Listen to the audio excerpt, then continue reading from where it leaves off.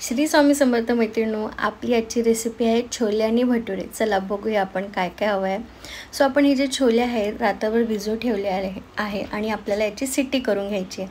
त्यासाठी आपण मसाले पण घालूयात त्यात. तर आपण एक मुस्लिम कपड्यामध्ये छान 2 मोठी विलायची, एक हिरवी विलायची आहे, लवंग पण घेतली आणि चहापत्ती याची आपण एक छान पुडी बांधून घेऊया.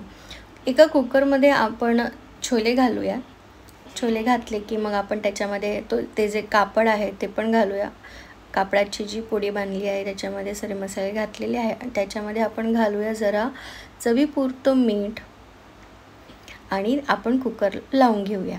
मग तोपर्यंत आपण करूया भटुऱ्यांची तयारी. सो त्यासाठी आपण 1 वाटी मैदा घेतलेला आहे, त्याला आपण छान चाळून घेऊया.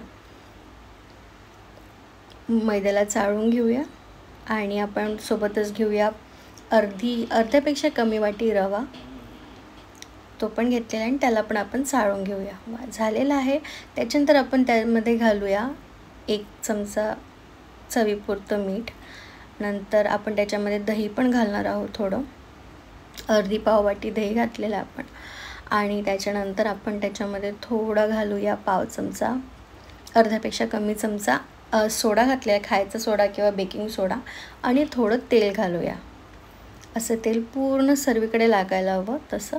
आणि छान आपण हे मिश्रण एकजीव करून घेऊया.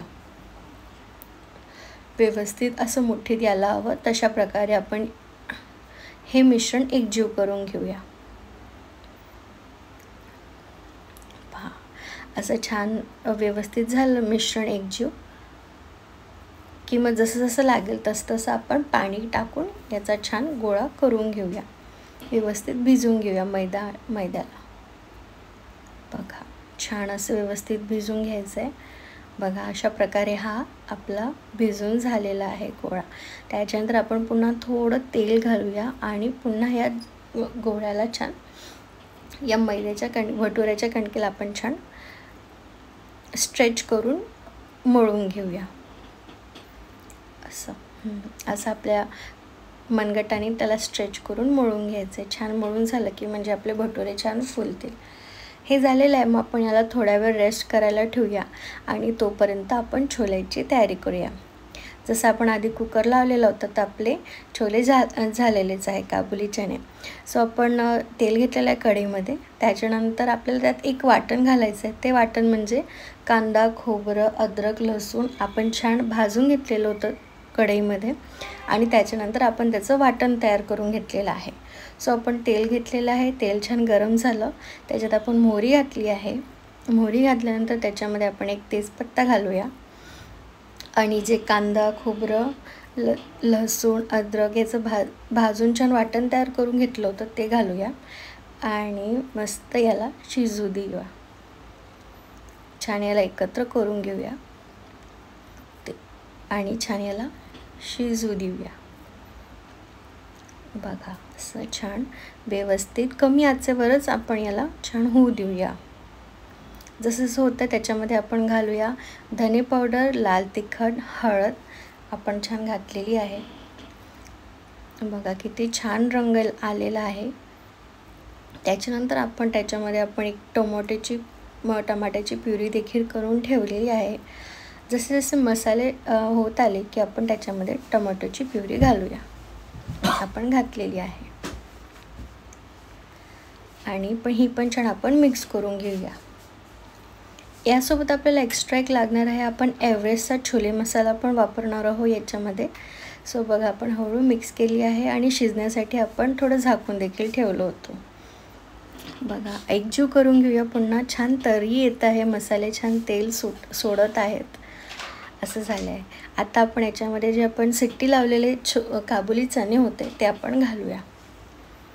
वा, मस्त रंग आलेला आहे चहापत्तीचा आणि मसाल्यांचा सुद्धा. खूप छान वास देखील येतो, सुवास येतो आहे.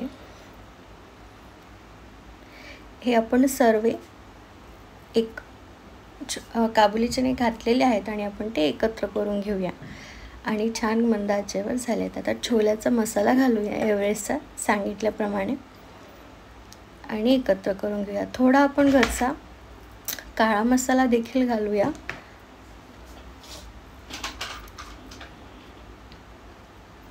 छोले मसाला घातलेला आहेच आपण, आणि आपण एक घरचाही काळा मसाला घातला आहे आणि छान एकत्र करून घेऊया.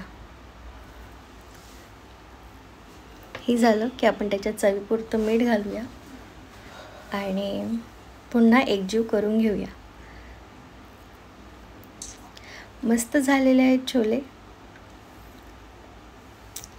आणि त्यात आपण गरम पाणीच घालायचं आहे, जसं जसं आपल्याला ग्रेव्ही हवी आहे त्याप्रमाणेच आपण गरम पाणी घालूया आणि थोडा वेळ झाकून ठेवूया. बघा हे झालेले आहेत आपले छोले. आता आपण भटुऱ्यांची कृती करूया.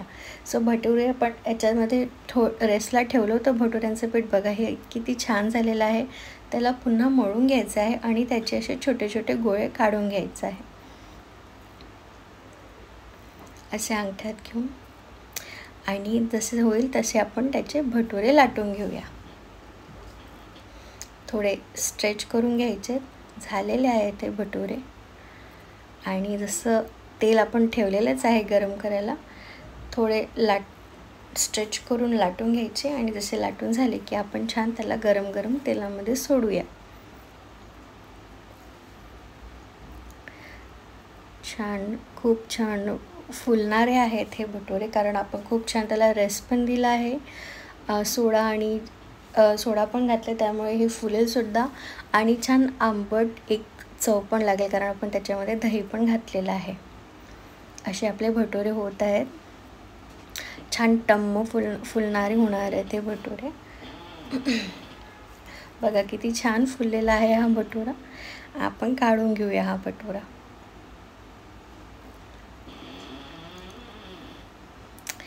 आणि सोबतच आपण दुसरा देखील टाकलेला आहे, तो पण छान फुललेला आहे. वा वा, मस्त झालेला आहे. सो तुम्ही पण ही रेसिपी करून बघा, छोले आणि भटुरे. आणि आवडले तर नक्कीच लाईक करा आणि शेअर करा, सबस्क्राईब करा. आणि छोले भटुरे आपण सर्व केलं आहे कांदा आणि निंबूसोबत आणि घरचं लोणचंसुद्धा. श्री स्वामी समर्थ.